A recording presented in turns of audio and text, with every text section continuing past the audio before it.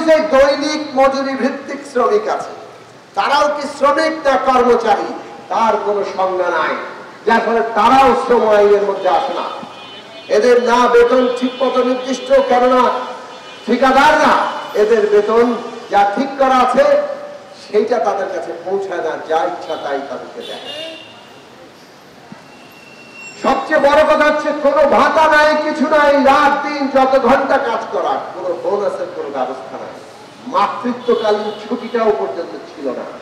গত 8 মাস আন্দোলন করে নতুন নীতিমালা এসছে, অন্তত তারা আমল নিয়েছেন, তার জন্য ধন্যবাদ জানাই। কিন্তু সেখানে মাতৃত্বকালীন ছুটি 45 দিনের। একই অফিসে থেকে কর্মকর্তারা 6 মাসের মাতৃত্বকালীন ছুটি পাবেন, আর আউটসোর্সিং কর্মচারী 45 দিনের পাবেন। দৈনিক মজুরি ভিত্তিকের জন্য কোনো ব্যবস্থাই নাই। সরকার কি এই বৈষম্য করতে পারে?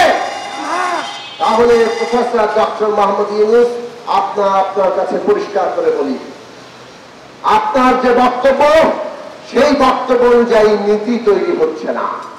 আপনি এই সব বিষয়ের দিকে আরো তীক্ষ্ণ নজর দেন। জনগণের যে অধিকারের প্রশ্ন, এটা দমখরাতের প্রশ্ন না, রাষ্ট্রের নাগরিক হিসাবে এটা অধিকার আর মর্যাদার প্রশ্ন। কাজেই সরকারি অফিসেই যদি সেই অধিকার আর মর্যাদা লঙ্ঘিত হয়, প্রাইভেট সেক্টরে অন্যত্র কি হবে সেটা তো সহজেই অনুমেয়।